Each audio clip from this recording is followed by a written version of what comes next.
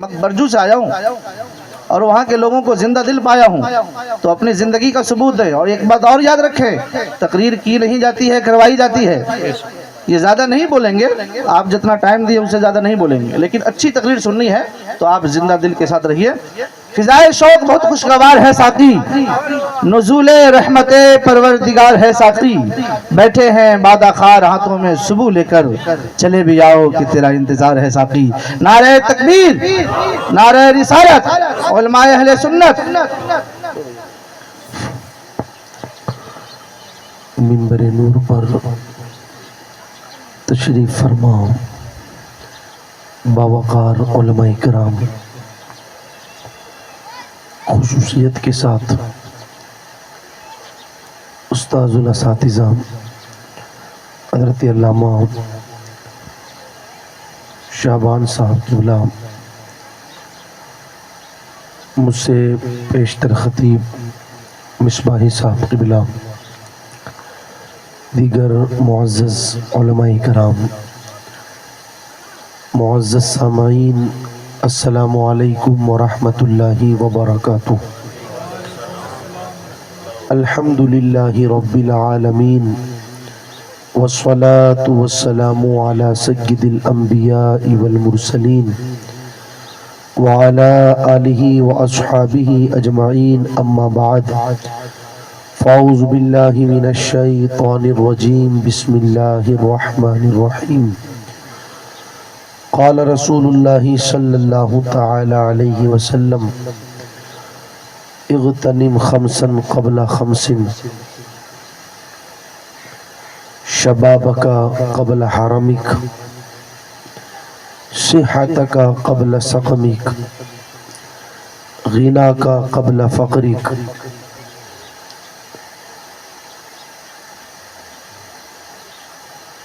فراغک قبل شغلک، حیاتک قبل موتک، او کما قال علیہ الصلاۃ والسلام، صدق رسول اللہ صلی اللہ تعالی علیہ وسلم۔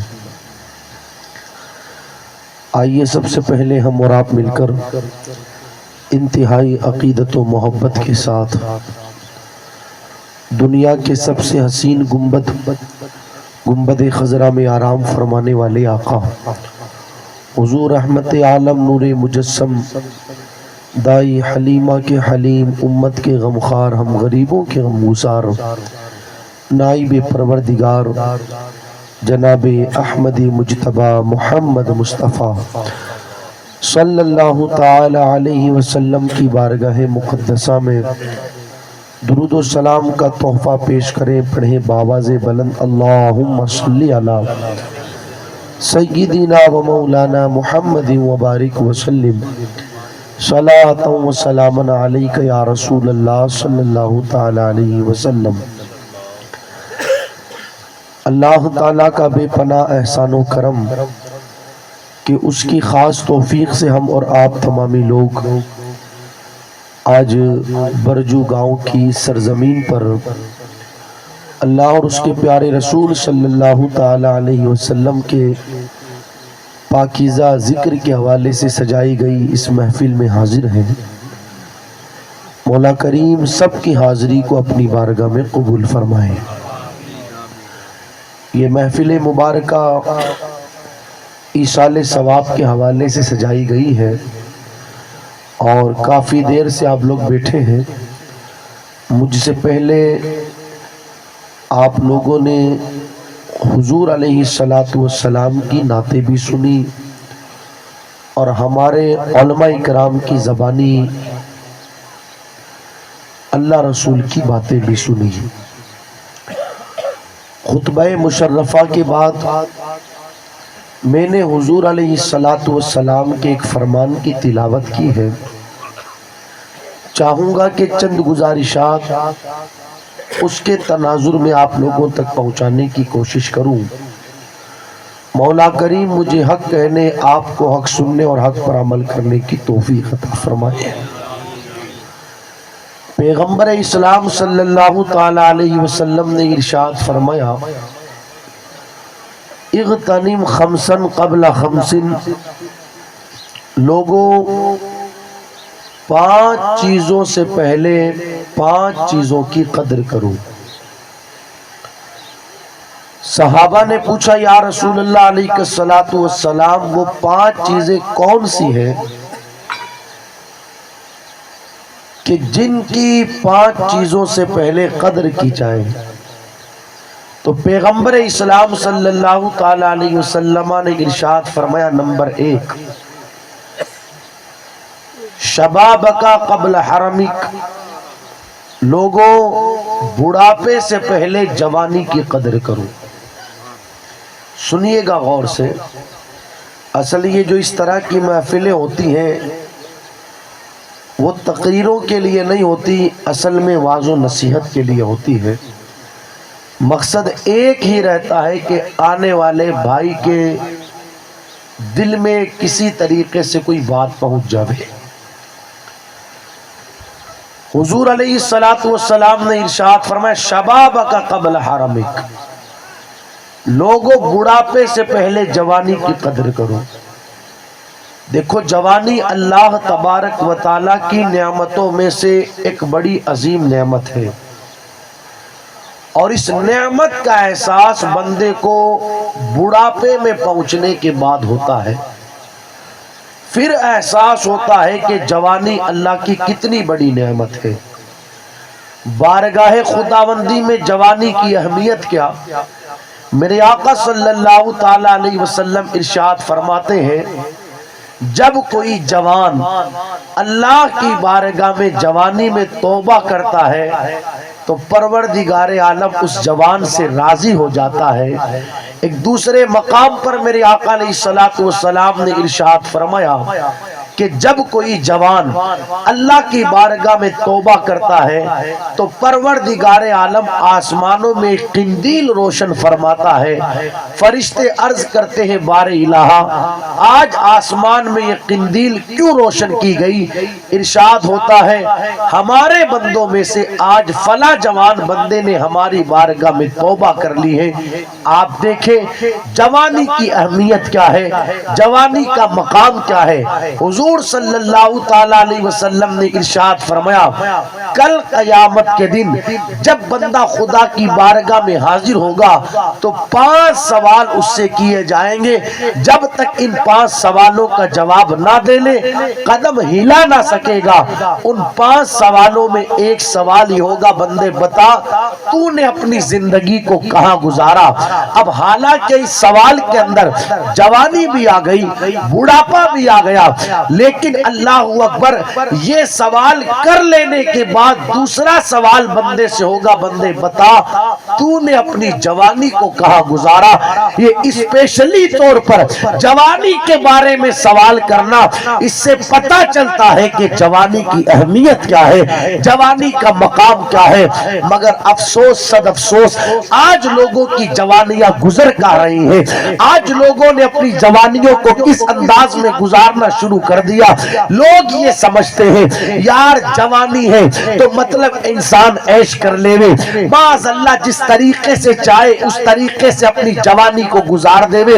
لوگ یہ سمجھتے ہیں کہ جوانی دیوانی ہوتی ہے، انسان جیسے چاہے اس طریقے سے اپنی جوانی کو گزار دے۔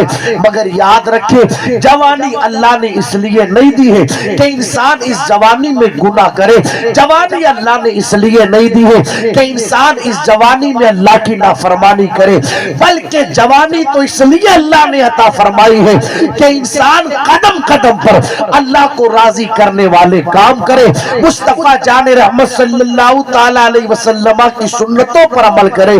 آج ہمارے آج کا جوان بھی ہے جس نے اپنی جوانی کو گزارا تو اللہ رسول کی نافرمانی کے اندر گزارا، مگر قسم خدا کی ایک جوان وہ بھی تھا کہ جو رہتا بصرہ کی سرزمین پر تھا، لیکن اس کی جوانی گزری تھی تو خدا کے خوف سے گزری تھی۔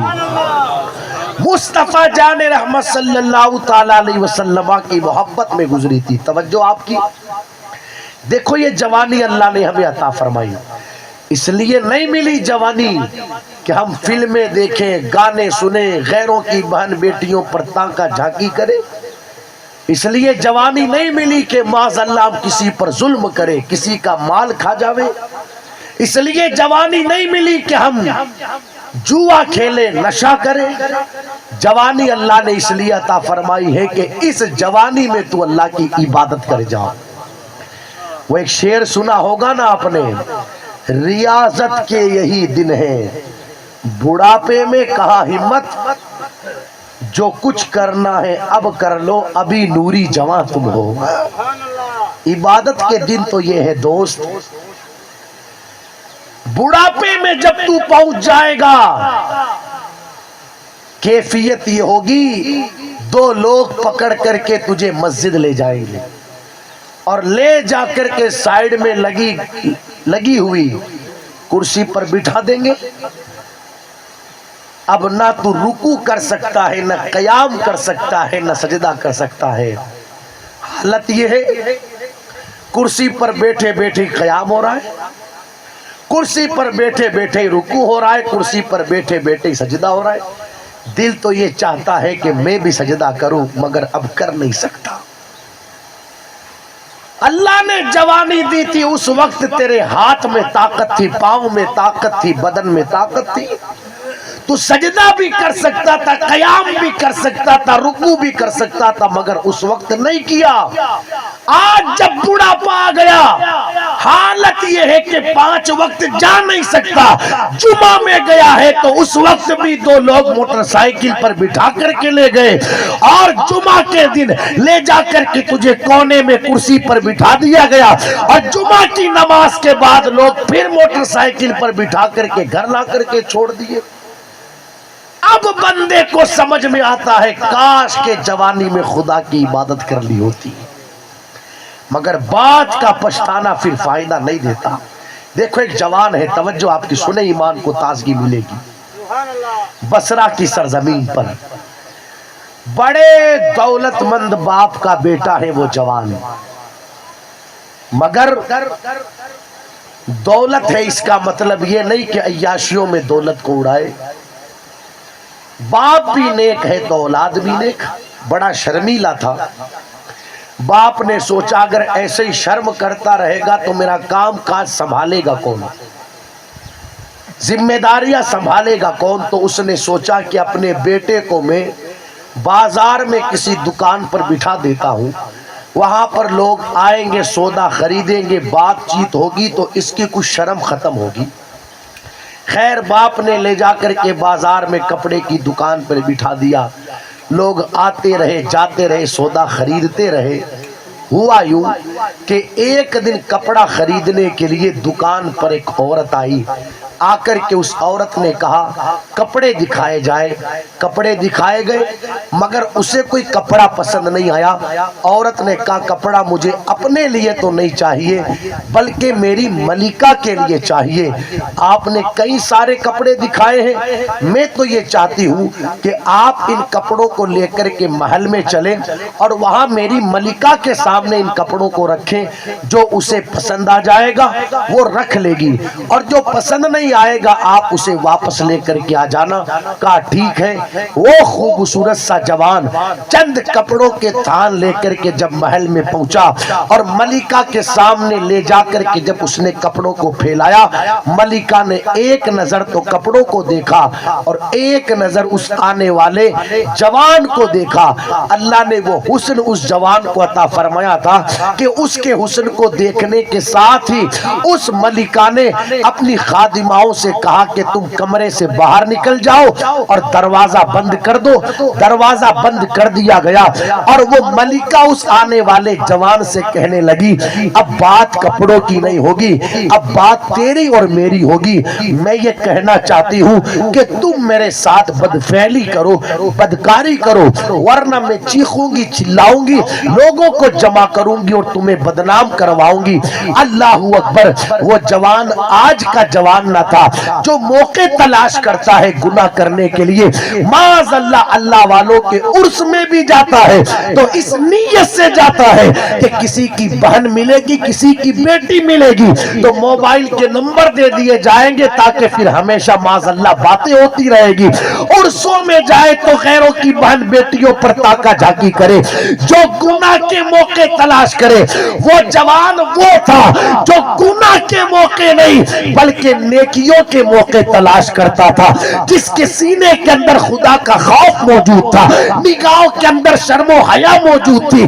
जब उस मलिका ने कहा तुम मेरे साथ बदकारी और बदफैली करो वरना मैं लोगों को जमा करके तुम्हें बदनाम करूंगी, उस जवान ने कहा खातून कमरे के दरवाजे तो बंद कर लिए, खिड़कियां तो बंद कर ली, ये सोच करके तुझे कोई ना देखे, मगर ये क्यों भूल जाती है कोई देखे या ना देखे अल्लाह देख रहा है। कोई देखे या ना देखे अल्लाह देख रहा है। ये कैफियत बनाओ दोस्तों अपने दिलों की। कोई देखे या ना देखे, जरा जोर से बोले, अल्लाह देख रहा है। अल्लाह अगर ये कैफियत बन गई ना दिल की, कोई देखे या ना देखे अल्लाह देख रहा है, इंसान रात की तन्हाई में भी बिस्तर पर लेटा होगा और शैतान ये कहेगा यार सब तो सो गए हैं, तू चारपाई पर लेटा है, रजाई ओढ़े हुए है, डाल ले कान में ईयरफोन और सुन गाने, डाल ले कान में ईयरफोन और देख मोबाइल की स्क्रीन पर फिल्में, इसलिए कि माँ तो सो गई, बाप तो सो गया, भाई तो सो गया, अब तुझे कोई नहीं देख रहा, लग जा मोबाइल पर और फलां की बेटी से फलां की बहन से बातें करना शुरू कर दे। लेकिन जब बंदे के दिल की ये कैफियत होगी ना अल्लाह देख रहा है, तो उस वक्त दिल से आवाज आएगी बाप सो गया तो क्या हुआ, भाई सो गया तो क्या हुआ, माँ सो गई तो क्या हुआ। मेरे अल्लाह की शान ये है ला ताखुदहु सिनतु वला नौम, उसे न नींद आती है उसे न ऊंघ आती है। कोई देखे या ना देखे रात की तन्हाई में भी मेरा अल्लाह देख रहा है, चारपाई पर लेटा हूं फिर भी मेरा अल्लाह देख रहा है, रजाई में मुंह छुपा हुआ है फिर भी मेरा अल्लाह देख रहा है। जिस वक्त बंदे के दिल की ये कैफियत हो गई कोई देखे या ना देखे अल्लाह देख रहा है, उस वक्त होगा ये कदम बाद में उठेगा, मुस्तफा की शरीयत का ख्याल पहले रखा जाएगा। आज हालत यही तो हो गई ना कि इंसान सबसे डर का ख्याल रखता है, अल्लाह के डर का ख्याल नहीं रखता। कोई काम करने से पहले सोचता है कैमरा तो नहीं लगा हुआ, इसलिए कि अगर कैमरा लगा होगा तो फिर लोगों को पता चल जाएगा। शहरों के अंदर जब लोग कई मर्तबा पेशाब की हाजत हो जाती है और अचानक पेशाब करना पड़ता है तो आगे पीछे दाएं बाएं देखते कैमरा तो नहीं लगा हुआ। हमने अपने जैसे लोगों से तो अपने दिल में डर पैदा किया कि वो देख लेंगे, काश कि अपने सीनों में खुदा का खौफ पैदा किया होता।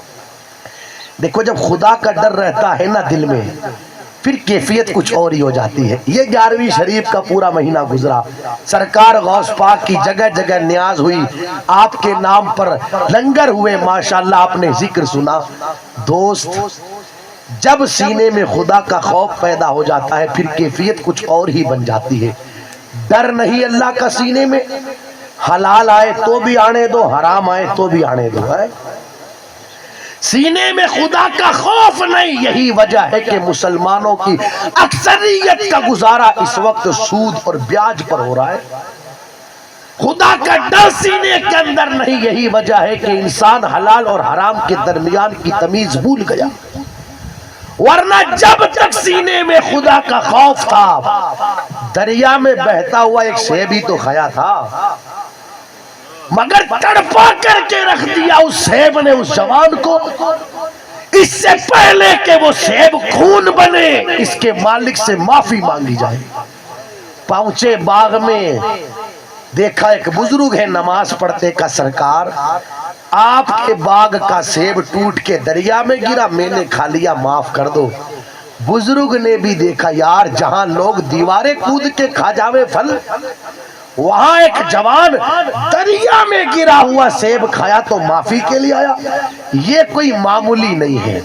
وہ کہا نا کہ ولی کو ولی ہی پہچانتا ہے، ہیرے کی قیمت جوہری ہی جانتا ہے۔ بزرگ نے بھی سمجھ لیا آنے والا معمولی نہیں، یہ تو بڑا قیمتی ہیرا لگتا ہے، اسے ضائع نہ کیا جائے، کام میں لے لیا جائے۔ کہا معاف کر دیں گے۔ اپاہج بیٹی سے شادی کرنی ہے، کیا شرط لگائی؟ اپاہج بیٹی سے شادی کرنی ہے۔ میں پوچھنا چاہوں گا برجو والوں، گرد و نواح سے آنے والوں، یہ شرط اگر ہمارے بچے کے سامنے لگائی جائے کوئی کرے گا شادی؟ اپاہج تو چھوڑو، اگر ماں باپ نے سگائی کر دی منگنی اور 2-4 مہینے سال 2 سال کے بعد لڑکا یا لڑکی کو پتہ چل جاوے کہ جس کے ساتھ منگنی ہوئی ہے اس کا رنگ پکا ہے، یعنی اچھے رنگ کا وہ نہیں، کالا رنگ ہے اس کا، تو پھر گھر کے ذمہ داروں کو یہ بات پہنچائی جاتی ہے آپ نے جہاں منگنیاں کی ہے نا وہ ہمیں پسند نہیں، رشتہ توڑا جائے۔ آپ دیکھیں اگر رنگ اچھا نہ ہو اور ماں باپ رشتہ کر دے تو ماں باپ کے رشتوں کو توڑوا دیا جاتا ہے، کس وجہ سے؟ رنگ اچھا نہیں۔ تو یہاں تو رنگ کی بات نہیں تھی دوست، یہاں پر تو یہ کہا گیا تھا کہ بچی اپاہج ہے، مگر کہا کھایا ہوا سیب ایسے معاف ہوتا ہے تو ہمیں یہ بھی منظور ہے۔ میں پوچھنا چاہتا ہوں اس جوان نے اتنی تکلیفیں اٹھائی کس لیے؟ کئی دنوں تک کھیت کو پانی دیا، رکھوالی کی، اور پھر ایک اپاہج سے شادی کرنے کے لیے کہا گیا تو کہا یہ بھی منظور۔ پوچھو اس جوان سے اتنی تکلیفیں اٹھانے کی کہاں ضرورت ہے؟ تو جوان کہتا ہے اگر آخرت کی تکلیف دنیا کی تکلیف برداشت کرنے سے ختم ہوتی ہے تو ہم یہ بھی کرنے کو تیار ہیں، اس لیے کہ دنیا کی تکلیف کوئی تکلیف نہیں، حقیقت میں تکلیف تو آخرت کی تکلیف ہے۔ اگر آج یہ دنیا کی تکلیف برداشت نہیں کی گئی تو کہیں ایسا نہ ہو کہ کھائے گئے سیب کی وجہ سے آخرت میں تکلیف دی جائے۔ سینے میں خدا کا خوف تھا، لیکن آپ دیکھیں جو بندہ کوئی قدم اٹھاتا ہے سینے میں خدا کا خوف رکھ کر، پھر اللہ اس کو ضائع نہیں فرماتا۔ اتنی خدمتیں کی، اپاہج سے شادی کرنے کو تیار ہو گئے، شادی ہو بھی گئی۔ قبرے میں گئے، سلام کیا تو کسی نے دروازہ کھولا، سلام کا جواب بھی دیا، دیکھا نگاہوں کے سامنے ایک خاتون بیٹھی ہے، حسن کا عالم یہ ہے لگتا ہے آسمان کا چاند زمین پر اترا ہے۔ جنہیں فاطمہ ثانی کہا جائے اللہ اکبر، ان کے حسن کا عالم کیا ہوگا۔ قدم پیچھے ہٹایا، کہا بابا آپ نے تو کہا تھا کہ بیٹی اپاہج ہے، وہاں تو کوئی اور عورت ہے۔ کہا کوئی اور نہیں، وہ میری ہی بیٹی ہے۔ کہا پھر اپاہج کیوں بتایا؟ تو کہتے ہیں آنکھ سے اندھی اس لیے کہا تھا آج تک کسی غیر مرد کو نہیں دیکھا، کان سے بہری اس لیے کہا تھا آج تک کوئی حرام بات نہیں سنی، پاؤں سے لنگڑی اس لیے کہا تھا آج تک کسی حرام کام کی طرف قدم نہیں بڑھایا۔ آپ دیکھیں جب سینوں کے اندر اس طرح کا خوف خدا بندی، تقوی اور پرہیزگاری رہتا ہے تو پھر اس گلشن میں کھلنے والے پھول کو عبد القادر جیلانی غوث اعظم کہا جاتا ہے۔ جب سینے میں خدا کا خوف رہتا ہے تو پھر اس طرح کی برکتیں ملتی ہے۔ اصل چیز یہ ہے کہ خدا کا خوف سینے میں پیدا کرے۔ ایک روایت مجھے اور یاد آئی، میں پڑھتا ہوں بڑی تیزی سے۔ کروڑوں حنفیوں کے پیشوا اور مقتدی امام اعظم ابو حنیفہ، کوئی معمولی ذات کا نام امام اعظم نہیں ہے، کروڑوں حنفیوں کے پیشوا امام اعظم۔ آپ کے مبارک زمانے میں ایک بکری چوری ہو گئی۔ کیا چوری ہوئی؟ زور سے بول لیں۔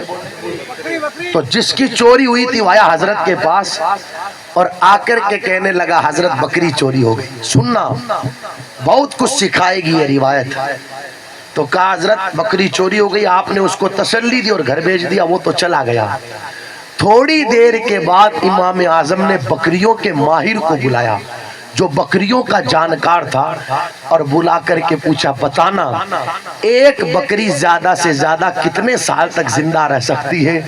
اس نے کہا حضرت 7 سال تک آپ پڑھے سیرت اٹھا کر کے امام اعظم کی، ان 7 سالوں میں امام اعظم نے بکرے کا گوشت کھانا ہی بند کر دیا۔ مریدوں نے کہا سرکار بات سمجھ میں نہیں آتی، وہ تو آپ سے یہ کہنے آیا تھا کہ میری بکری کھو گئی اور آپ نے بکرے کا گوشت کھانا ہی چھوڑ دیا۔ 7 سالوں تک امام اعظم نے گوشت نہیں کھایا تو پوچھا سرکار وجہ کیا ہے؟ اب سننا وجہ، دوست ایسے کوئی امام اعظم نہیں بنتا، ایسے کوئی ابو حنیفہ نہیں بنتا، ایسے ہی عظمتیں نہیں ملتی۔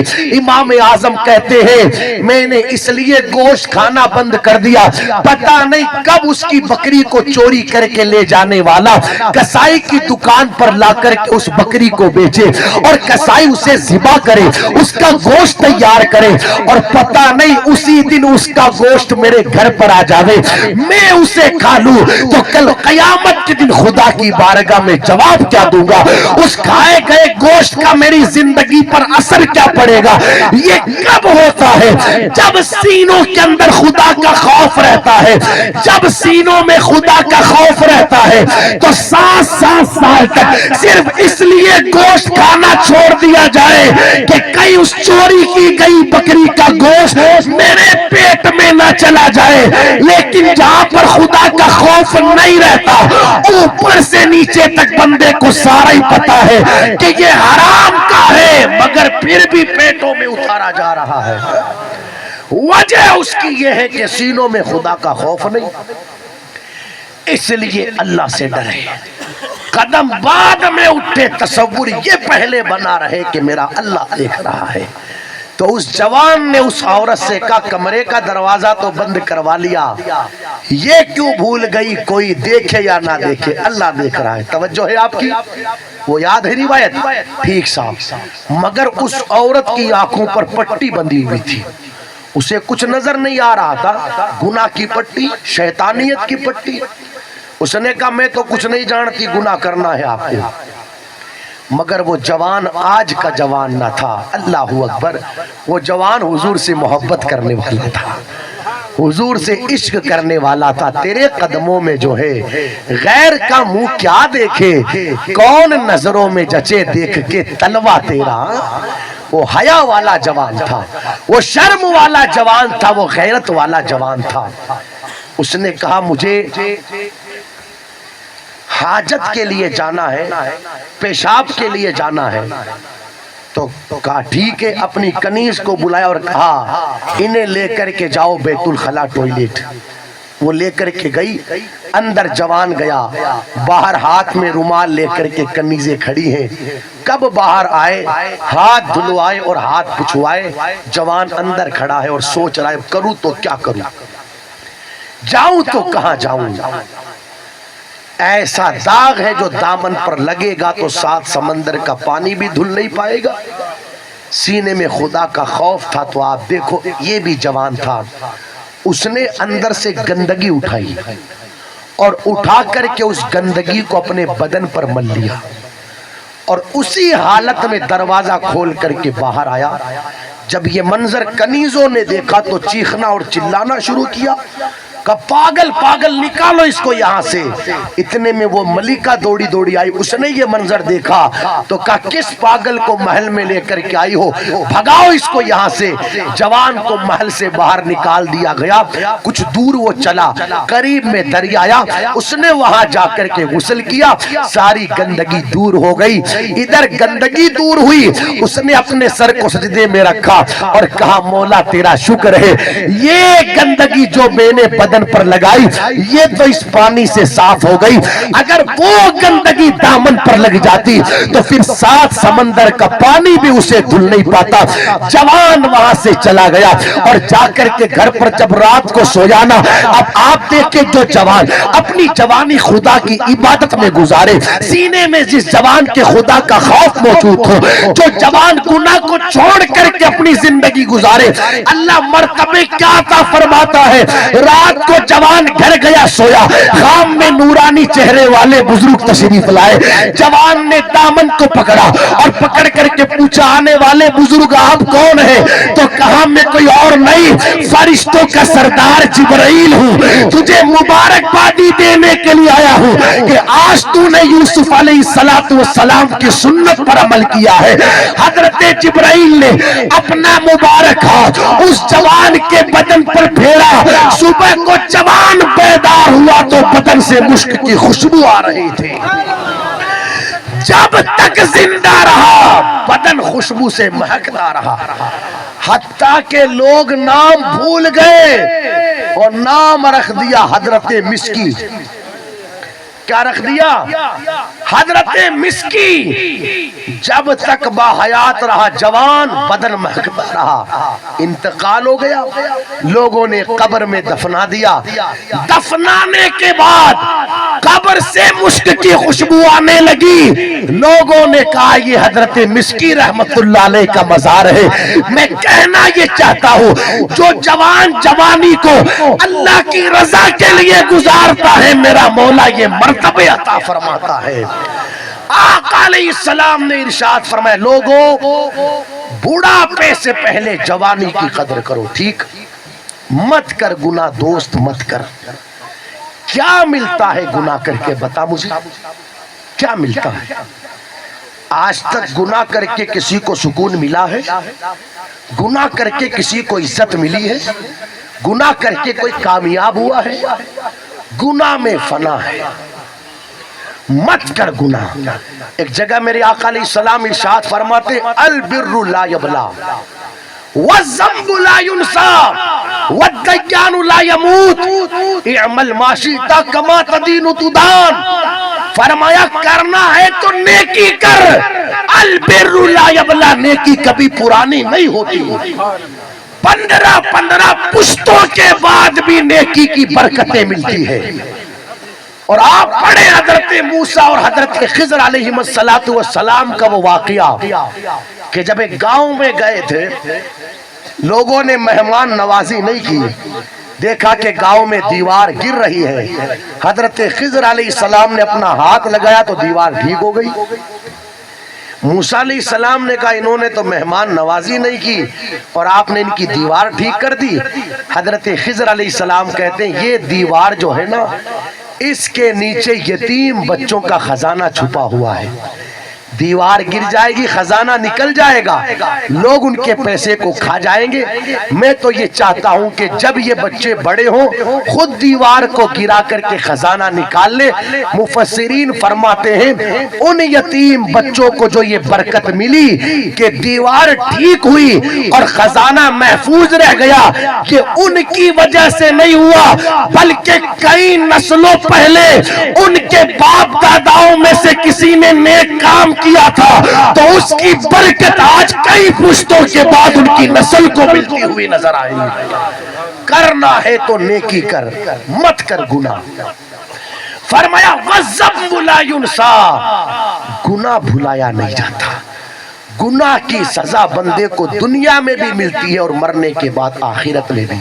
تو حضور علیہ السلام نے ارشاد فرمایا شبابک قبل حرمک، لوگوں بوڑھاپے سے پہلے جوانی کی قدر کرو، ٹھیک؟ ارشاد فرمایا حضور علیہ السلام نے صحتک قبل سقمک، بیماری سے پہلے تندرستی کی قدر کرو، ٹھیک؟ تیسری چیز میرے آقا علیہ السلام نے ارشاد فرمائی غنا کا قبل فقری۔ حالانکہ ایک چیز پر اگر بات کی جائے تو کافی وقت چاہیے، میں چاہوں گا کہ 2-4 باتیں اور عرض کروں۔ فرمایا غنا کا قبل فقری، غریبی سے پہلے مالداری کی قدر کر۔ اللہ نے اگر کسی کو دولت دی ہے دوست، یہ دولت گناہ کے لیے نہیں دی ہے۔ مجھے آپ کے اس علاقے کا حال پتہ نہیں، میں تو پورے راجستھان کو سامنے رکھ کر کے بات کروں، لوگ پیسہ دے دے کر کے گناہ لے رہے ہیں، پیسہ خرچ کر کر کے نامہ اعمال میں گناہ لے رہے ہیں۔ استغفر اللہ، 100 بار استغفر اللہ۔ لاکھوں لاکھ روپیہ لوگوں کا شادیوں پر خرچ ہوتا ہے صرف گناہ کے کاموں پر۔ یہ دولت اللہ نے اس لیے تھوڑی دی ہے کہ تو اس دولت کو اللہ کے نافرمانی والے کاموں میں خرچ کرے۔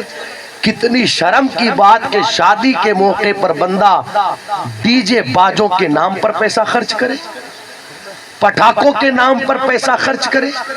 لوگ یہ سوچتے ہیں کہ ہمارا پیسہ ہم جیسے چاہے ویسے خرچ کرے۔ اگر تو مسلمان ہے تو یہ ذہنیت تیری نہیں ہونی چاہیے کہ پیسہ میرا ہے۔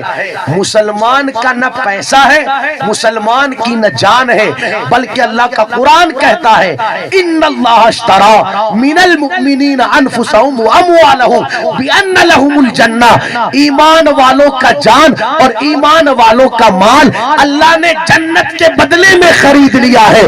اب نہ مال ہمارا ہے نہ جان ہماری ہے، یہ مال بھی خدا کا ہے، یہ جان بھی خدا کی ہے۔ کتنے افسوس کی بات کہ پیسہ دے دے کر کے لوگ گناہ مول لیتے۔ ادھر کی کنڈیشن مجھے پتا نہیں، پیسہ بھی خرچ ہو رہا ہے اور گناہ بھی لے رہے ہیں۔ عورتیں ناچ رہی ہیں معاذ اللہ اسٹیجوں پر، عورتیں مر نہیں جاتا تو کہاں چلی جاتی ہے اس باپ کی غیرت جب اس کے سامنے اس کی بیٹی ڈانس کرتی ہے، اور کہاں مر جاتی ہے اس بھائی کی غیرت جب اس کے سامنے اس کی بہن ڈانس کرتی ہے۔ یہی عزت رہ گئی قوم کی بہن بیٹیوں کی کہ جب گھر میں شادی کا موقع آیا انہیں ناچنے کے لیے کھڑا کر دیا۔ میرا مقصد کسی کا دل دکھانا نہیں، آئینہ دکھانا ہے۔ دوست، جو کام کوٹھے پر ایک بازارو عورت کرتی ہے وہ کام شادی کے موقع پر ہم نے اپنے گھر کی عورتوں سے کروایا معاذ اللہ۔ یہ ناچنا کودنا کام کیا قوم مسلم کی بہن بیٹیوں کا ہے؟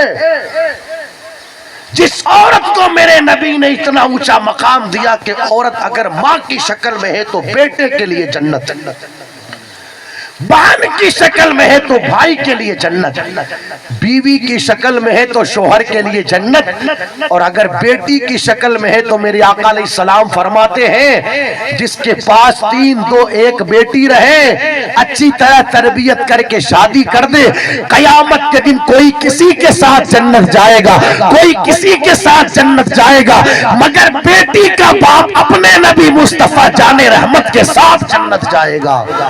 جس عورت کو اتنا اونچا مقام میرے نبی نے دیا، آج یہ حالت کی ہم نے اس کی۔ بھائی سمجھ رہے ہو آپ میری بات، سمجھ رہے ہو؟ ہاں اللہ خیر فرمائے، پیسہ بھی جا رہا ہے گناہ بھی لے رہے ہیں۔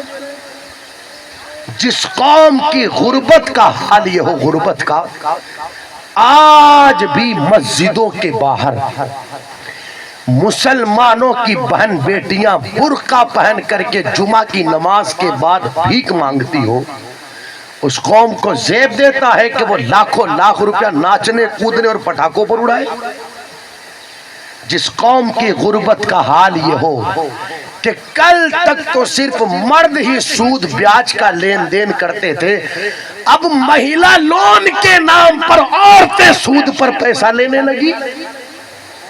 جس قوم کی غربت کا حال یہ ہو، ابھی ہاڑوتی کے علاقے کی خبر آئی، غربت کی وجہ سے 3 سال میں 30 بچیاں ایسی پکڑی گئی جن کو ان کے گھر والوں نے 5 سال کے لیے لوگوں کے ہاتھ بیچ دیا کہ ان سے پیسہ کماؤ، تم بھی کھاؤ، گھر کا قرض بھی چک جاوے۔ زیب دیتا ہے اس قوم کو کہ وہ عیاشیوں میں پیسے اڑاوے۔ اللہ کی بہت بڑی نعمت دولت ہے دوست، پیسہ خرچ کرنا ہے تو ایسی جگہ خرچ کر، اگر مر بھی جاوے تو خرچ کیا ہوا پیسہ قبر میں فائدہ دے گا۔ یہ مولانا شعبان صاحب قبلہ آپ کے سامنے جلوہ فرما ہے، ماشاءاللہ خواجو والا کی سرزمین پر ادارہ چلاتے، پیسہ خرچ وہاں کر، مر بھی جائیں گے تو مرنے کے بعد قبر میں خرچ کیا ہوا پیسہ کام آئے گا۔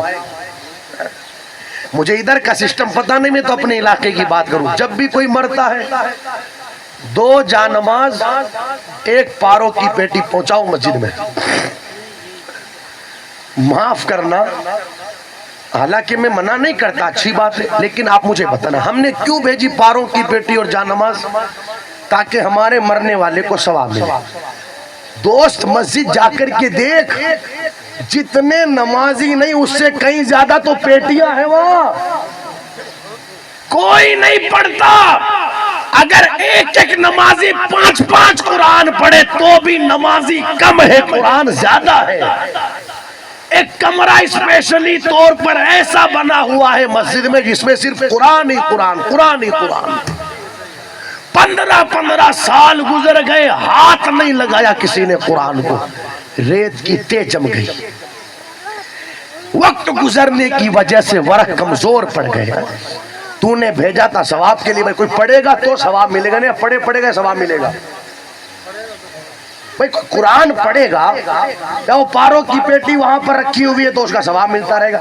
کیا ہی بہتر ہوتا ہے اس پیٹی کی جگہ تو مدرسہ جاتا اور مدرسہ جا کر کے مدرسے کے ذمہ دار سے کہتا، حضرت آپ کے پاس اتنے بچے پڑھتے ہیں، میرے والد کا انتقال ہو گیا، آپ مجھے یہ بتاؤ ایک بچے کو عالم بنانے میں کتنا ٹائم خرچ ہوتا ہے؟ تو آپ کو امام صاحب حضرت بتاتے، بھائی ایک بچے کو عالم بنانے میں 7 سال 8 سال لگتے ہیں۔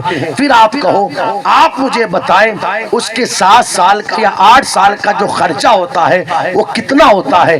تو وہ آپ کو بتاتے کہ بھئی 50,000 1 لاکھ روپیہ اس کے 1 سال کا خرچ ہوتا ہے۔ آپ کہو حضرت ایک بچے کو عالم آپ بنائیں، محنت کریں، اس کا 7 سال کا 8 سال کا پورا خرچہ میں دوں گا، اور یہ کام میں اپنے باپ کے ایصال ثواب کے لیے کرنا چاہتا ہوں۔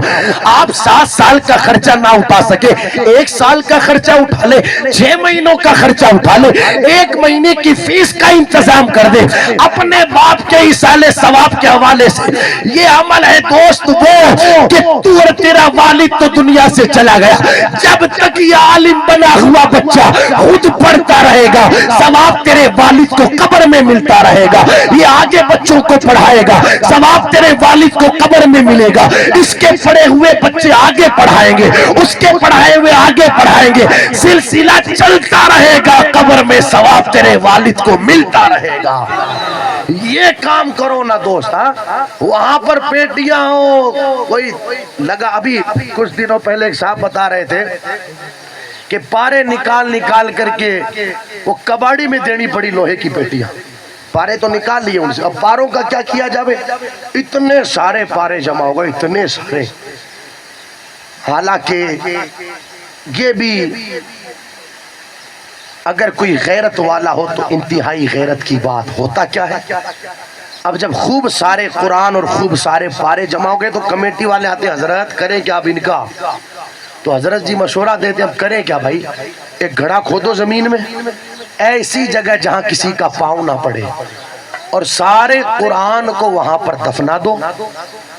ٹھیک صاحب، گھڑا کھودا گیا، 100 قرآن، 150 قرآن، 200 قرآن، 50 قرآن، 20 قرآن، 10 قرآن وہاں پر دفنا دیے گئے۔ سچ بتانا دوست، اگر سینے میں پتھر نہیں دل ہے، کیا قرآن کے ساتھ یہی سلوک ہونا تھا؟ ہم دوسروں سے شکوے اور شکایت کرتے ہیں کہ وہ قرآن کے ساتھ غلط سلوک کرتے ہیں، ہم بھی تو کچھ اچھا نہیں کرتے۔ یہ سلوک ہوتا ہے قرآن کے ساتھ؟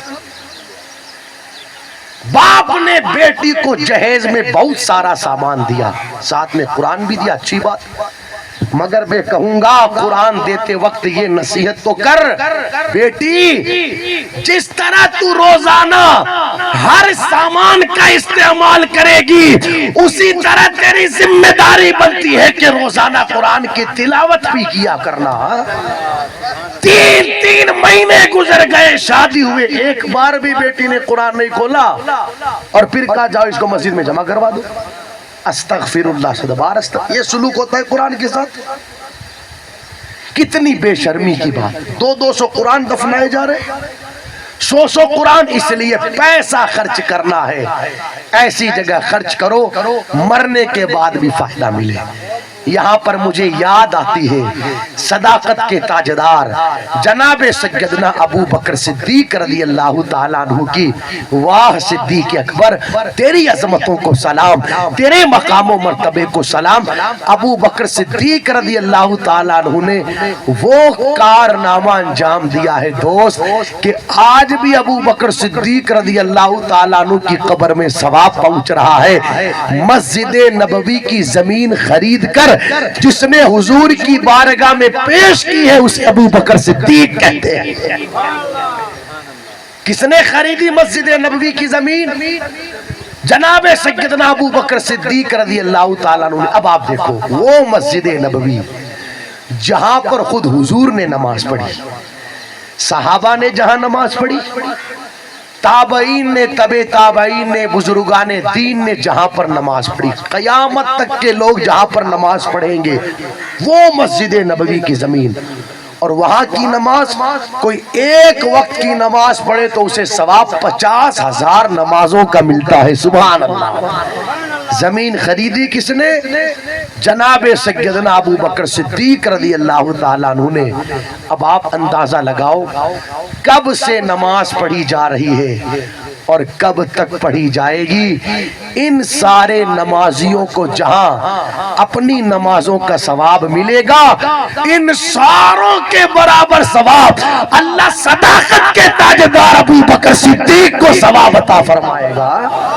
کتنا بڑا کارنامہ انجام دیا جناب سیدنا ابو بکر صدیق نے. توجہ آپ کی، حضور کی نمازوں کا ثواب ابو بکر کو، عمر فاروق اعظم کی نمازوں کا ثواب ابو بکر کو، عثمان غنی کی نمازوں کا ثواب ابو بکر کو، مولا علی کی نمازوں کا ثواب ابو بکر کو. قیامت تک کتنے لوگ وہاں پر نماز پڑھیں گے، ان کو تو ثواب ملے گا، ان کے برابر ابو بکر کو ثواب ملے گا. ایسا کام کرو، کوئی ایسا کام دنیا سے چلے بھی جائیں تو خرچ کیا ہوا پیسہ کام آئے. آپ اگر اولادوں سے امید رکھتے ہو کہ ہماری اولاد ہمارے لیے کچھ نہیں کرے گی، لڑیں گے مرنے کے بعد ہمارے پیچھے ہماری اولادیں لڑے گی، زمینوں کے لیے لڑے گی، گاڑیوں کے لیے لڑے گی، بینک بیلنس کے لیے لڑے گی. ہم نے تو دیکھا ہے ماں باپ کروڑوں روپے کی پراپرٹی چھوڑ کر کے گئے، لاکھوں لاکھ روپیہ چھوڑ کر کے گئے. ٹھیک ہے وہ فاتحہ تک تو جو خرچ کرنا تھا کیا، اس لیے کہ وہ بھی ماں باپ کے لیے نہیں ہوتا. معاف کرنا، میں ساروں کی بات نہیں کرتا، مگر حال یہ دنیا دکھانے کے لیے. اگر یہ نہیں کریں گے تو لوگ کیا کہیں گے؟ اتنے بڑے باپ کا بیٹا، باپ اتنا چھوڑ کے گیا، کچھ دیا ہی نہیں مسجد میں، تو وہ تو دنیا دکھانے کے لیے کچھ نہ کچھ کرنا. پھر حالت یہ ہوتی ہے بعد میں کہ توفیق نہیں ملتی کہ 100 200 500 1000 2000 5000 بھی ماں باپ کے ایصال ثواب کے لیے خرچ کرے. جبکہ میں سمجھتا ہوں کہ ہمارے پاس جو کچھ ہے وہ ہمارا تھوڑی ہے، ماں باپ ہی کا ہے. تو ہماری تو ذمہ داری بنتی ہے وقتاً فوقتاً ماں باپ کے ایصال ثواب کے لیے خرچ کرتے رہے. تو عرض یہ کر رہا تھا دوست، اس چکر میں مت رہے، اولاد بھول جائے گی. کوئی یاد نہیں کرتا کسی کو دنیا سے جانے کے بعد. جس زمانے میں لوگوں کے پاس زندوں کے لیے ٹائم نہیں ہے، زندوں کے لیے، آپ کسی سے ملے، بھائی صاحب کیا آج کل بھول گئے کہ آتے ہی نہیں ہو؟ جواب دے گا کیا بتاؤں یار، کام کاج اتنا ہو گیا کہ ٹائم ہی نہیں ملتا. سوچ، جس زمانے میں لوگوں کے پاس زندوں کے لیے ٹائم نہیں ہے، اس زمانے میں لوگوں کے پاس مر جانے والوں کے لیے ٹائم آئے گا؟ کوئی یاد نہیں کرتا کسی کو. ٹھیک ہے یہ 2 4 10 دن لوگ یاد کر لیتے ہیں، اس کے بعد ایسے بھولتے ہیں، ایسے جیسے اس نام کا کوئی پیدا ہی نہیں ہوا، ایسے بھول جاتے ہیں. یہ دنیا ہے دوست. بھئی ہم کسی اور کی کیوں بات کریں؟ میں اپنے بارے میں سوچوں، آپ اپنے بارے میں سوچو. ہمارے خاندان سے کتنے چلے گئے، کتنوں کو یاد کرتے ہیں، کتنوں کے لیے ایصال ثواب کرتے، کتنوں کی قبر پر جاتے ہیں. 6 مہینے گزر جاتے ہیں مگر باپ کی یاد نہیں آتی. سال گزر جاتا ہے مگر ماں کی یاد نہیں آتی. ارے برسوں برس گزر جاتے ہیں مگر انتقال کیا ہوا نہ بھائی یاد آتا ہے نہ بہنی، کوئی کسی کو یاد نہیں کرتا۔ دنیا والوں کے چکر میں مت رہ، جو کرنا ہے خود اپنے ہاتھ سے کر جا۔ ہاں اولاد کو نیک بنا، اچھی نصیحت کر تاکہ مرنے کے بعد اولاد تجھے فائدہ دے۔ تیسری بات، حضور علیہ السلام نے ارشاد فرمایا، توجہ کیا فرمایا؟ پہلی چیز بوڑھاپے سے پہلے جوانی کی قدر کرو، دوسری چیز بیماری سے پہلے تندرستی کی قدر کرو، تیسری چیز فقیری سے پہلے مالداری کی قدر کرو، چوتھی چیز میرے آقا علیہ السلام نے ارشاد فرمایا مشغولیت سے پہلے فراخی کی قدر کرو۔ آج ٹائم ہے آپ لوگوں کے پاس، ابھی حضرت نے بھی ذکر کیا تھا، وقت کو برباد مت کرو دوست۔ حضور علیہ السلام نے ارشاد فرمایا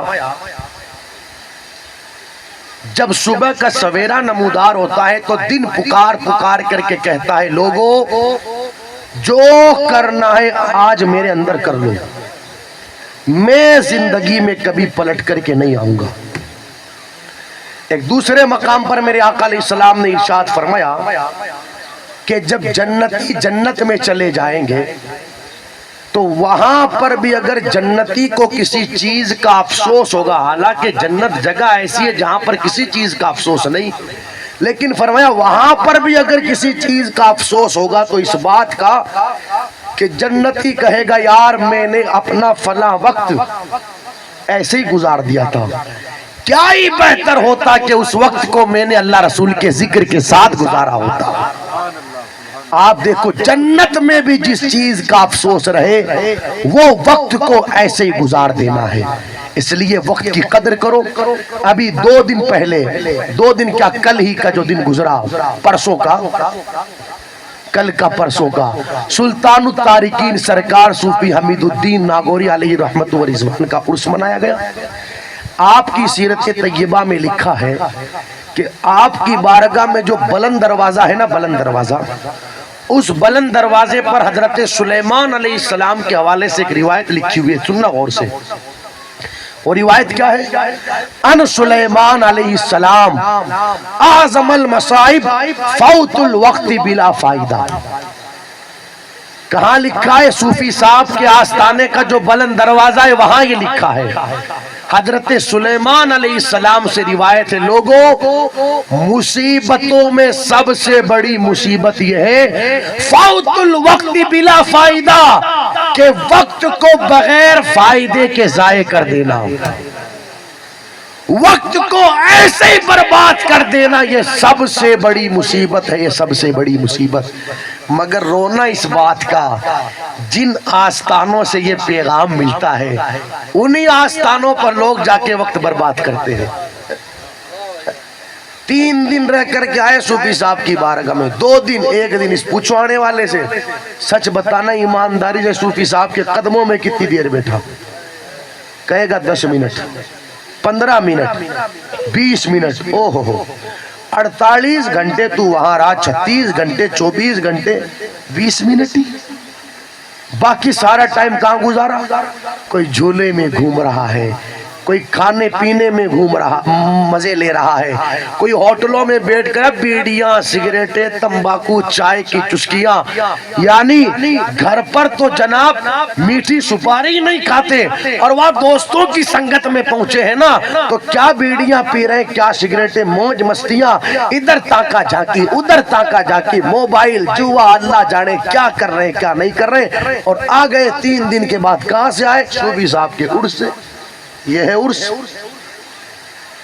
3 دن میں صرف تو 15 منٹ ان کے قدموں میں بیٹھا۔ نادان، جس وقت تو وہاں پہنچا تھا تو بلند دروازے نے تجھے یہ پیغام دیا، آنے والے خبردار وقت کو برباد مت کرنا، عرس کا دن تقدیر کو بدلنے کا دن ہوتا ہے، بگڑیاں بنانے کا دن ہوتا ہے، مشکلیں حل کروانے کا دن ہوتا ہے، اپنے دامن کو مراد سے بھرنے کا دن ہوتا ہے, مولا کے قرب کو حاصل کرنے کا دن ہوتا ہے, اللہ والے کی غلامی اختیار کرنے کا دن ہوتا ہے.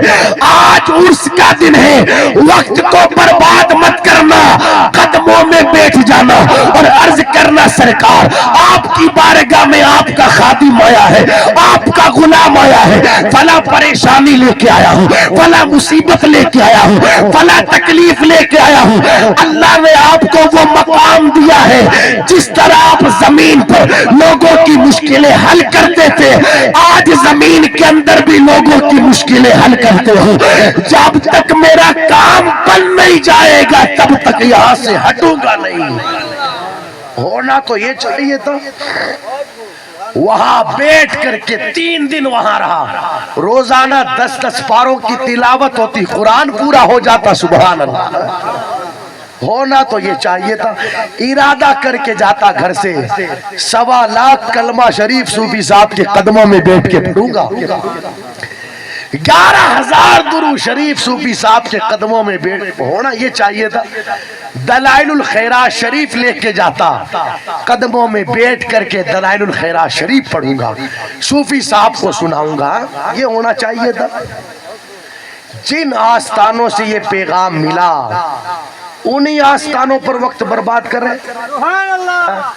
غالباً 7ویں صدی ہجری کے ایک بزرگ ہیں, وہ کھانا کم کھاتے تھے, کھانا پانی کم لیتے تھے. تو کسی نے کہا حضرت کھانا پانی کم کیوں لیتے ہو؟ سننا غور سے, ہم تو دبائے جاتے ہیں, جب تک ایک لقمے کی بھی جگہ رہتی ہے آنے دو, تھوڑا سا پانی پی لو اور کھا لو 2-4 لقمے. مگر وہ بزرگ کم کھاتے تھے اور کم پیتے تھے. پوچھا کیوں حضرت؟ سننا جملہ سننا. فرماتے اس لیے تاکہ پیشاب پاخانہ کی حاجت کم ہو, اس لیے کہ اگر زیادہ کھائیں گے تو پیشاب پاخانہ کی حاجت زیادہ ہوگی, اور ہماری زندگی کا کافی سارا وقت صرف پیشاب پاخانہ کے لیے آنے جانے میں ضائع ہو جائے گا. یہ ہے بزرگ. 5ویں صدی ہجری کے بزرگ لکھتے لکھتے جب قلم گھس جاتا تھا نا, ہوتا ہے نا پینسل سے جب بچے لکھتے ہیں تو لکھتے لکھتے وہ پینسل کے آگے نوک رہتی ہے, وہ گھس جاتی ہے, تو پھر بچہ کیا کرتا ہے؟ چھیلتا ہے شارپنر سے. تو 5ویں صدی ہجری کے بزرگ لکھتے لکھتے جب قلم کی نوک بالکل گھس جاتی اسے تراشتے. اب حالانکہ دینی کام کے لیے اس قلم کا تراشنا یہ بھی نیکی ہے, لیکن جب قلم تراشا جاتا تو ادھر قلم تراشتے, زبان سے اللہ کا ذکر کرتے. سبحان اللہ. یعنی فرماتے کہ اتنا وقت بھی میں ایسے برباد نہیں کرنا چاہتا کہ جتنے وقت میں قلم کو تراشا جاوے. کیسی قدر تھی یار وقت کی. آخری جملہ, حضور علیہ السلام نے ارشاد فرمایا مشغولیت سے پہلے فراخی کی قدر, اور 5ویں چیز میرے آقا علیہ السلام ارشاد فرماتے ہیں موت سے پہلے زندگی کی قدر کر لو. یہ گنتی کی چند سانسیں ہیں دوست, پتہ نہیں کب سانسوں کی ڈور ٹوٹ جاوے. ہر اٹھنے والا جنازہ پیچھے رہ جانے والوں کو بہت کچھ سمجھاتا ہے. اصل چیز یہ ہے پیچھے رہ جانے والے اٹھنے والے جنازے سے سبق حاصل کرے. ایک شاعر نے کہا تھا جنازہ آگے آگے رہبری کرتا ہے, پیچھے چلنے والوں کی بتاتا ہے انہیں رستہ جو منزل بھول بیٹھے ہیں. جب کسی کا جنازہ چلتا ہے نا تو وہ خاموشی میں کہتا ہے میرے پیچھے رہنے والوں سنبھل کر رہنا, سنبھل کر. آج مجھے لے کر کے جا رہے ہو, کل کوئی تمہیں لے کر کے آئے گا. آج میرے لیے کفن خریدا, کل کوئی تمہارے لیے کفن خریدے گا. آج میری قبر تیار کی, کل کوئی تمہاری قبر تیار کرے گا. آج مجھے غسل دیا, کل کوئی تمہیں غسل دے گا. دوستو وقت کو برباد مت کرو. آج زندہ ہیں, کل انتقال کر جائیں گے. قبر میں جا کر کے پچھتاوے اس سے بہتر ہے آج نیکیاں کر لے, اللہ رسول کو راضی کر لے, چھوڑ دے گناہ, خوب نیکیاں کر, خوب نیکیاں, تاکہ ہماری دنیا بھی بہتر ہو جاوے, ہماری آخرت بھی بہتر ہو جاوے. قدم قدم پر یہ سوچے ہمیں مرنا ہے, ہمیں مرنا ہے, ہمیں مرنا ہے. اگر یہ کیفیت بن گئی دوست, تیرا قدم بعد میں اٹھے گا, شریعت خیال تو پہلے رکھے گا. پھر زبان پر ہر وقت قرآن کی تلاوت جاری رہے گی, کلمہ شریف کا ورد ہوگا, حضور پر تو کثرت سے درود پڑے گا جب تیرے دل کی یہ کیفیت بن جائے گی مجھے مرنا ہے کہنے کے لیے باتیں کئی ساری ہیں، میں کہتا رہوں آپ سنتے رہیں۔ اصل چیز یہ ہے جو کچھ کہا جائے اس پر عمل ہو جاوے۔ یہ موت کی محفل ہے، آج یہاں سے یہ سوچ کر کے اٹھے ہمیں مرنا ہے۔ کیا سوچ کے اٹھے؟ مرنا ہے۔ میں اکثر لوگوں سے موت کی محفلوں میں کہتا ہوں جب رات کو سویا کرو تو تھوڑی دیر کے لیے اپنی قبر کو یاد کر لیا کرو، سوچا کرو بستر پر لیٹے لیٹے دوستو آج تو 15 بائی 15 کے کمرے میں لیٹا ہوں، کل 2 گز زمین قبر میں لیٹا رہوں گا۔ آج تو روئی کا بھرا ہوا یہ گدا اور نیچے ڈبل بیڈ سنگل بیڈ کی مسہری، مگر ایک وقت وہ آئے گا نہ گدا ہوگا نہ مسہری، بلکہ نیچے بھی قبر کی مٹی اور اوپر بھی قبر کی مٹی، دائیں بھی قبر کی مٹی اور بائیں بھی قبر کی مٹی، آگے بھی قبر کی مٹی اور پیچھے بھی قبر کی مٹی۔ رات کو سوتے سوتے سوچا کرو آج تو مچھر بیٹھ جائے تو اڑا دوں، مکھی بیٹھ جائے تو اڑا دوں، کل قبر میں میرے گناہوں کی وجہ سے جب قبر کے سانپ بچھو میرے وجود سے لپٹیں گے اور قبر کے کیڑے مکوڑے کبھی ناک سے داخل ہو کر کے کان سے نکلیں گے اور کبھی کان سے داخل ہو کر کے منہ سے نکلیں گے، اس وقت میرا بنے گا کیا؟ اگر بندہ رات کو سوتے وقت قبر کو یاد کر کے سوئے گا اذان فجر بعد میں ہوگی مسجد پہلے جائے گا۔ اس لیے اپنی قبر کو یاد رکھے، اللہ عمل کی توفیق دے۔ کلمہ شریف پڑھ لے بلند آواز سے، لا الہ الا اللہ۔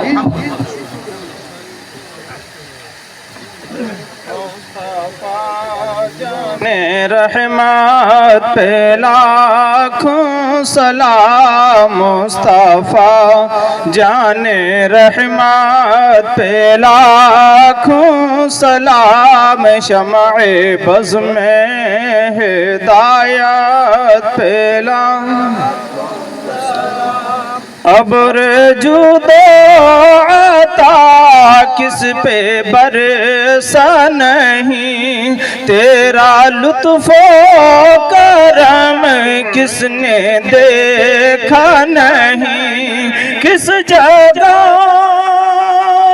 اور کہاں تیرا قبضہ نہیں، ایک میرا بھی رحمت میں دعویٰ نہیں، شاہ کی ساری امت پہ لاکھوں سلام مصطفیٰ جان رحمت پہ لاکھوں سلام، شمع بز میں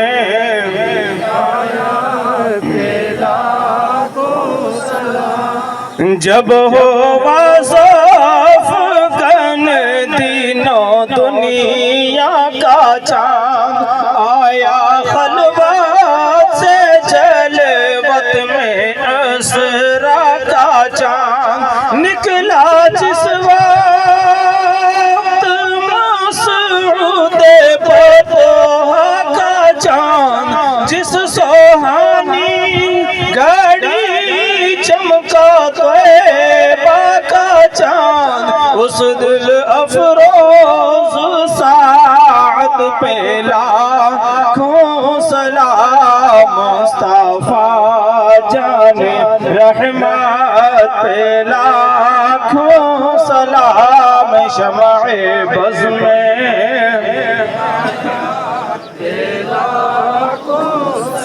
مجھ سے خدمت کے قدسی کہیں ہاں رضا، وہ رضا اعلیٰ حضرت بریلی کے شاہ، جن کی ہر ہر ادا سنت مصطفیٰ، جن کا سنی مناتے ہیں یوم رضا، ایسے پیر طریقت پہ لاکھوں سلام مصطفیٰ جان رحمت پہ لاکھوں سلام، شمع بز میں ہدایت پہ لاکھوں سلام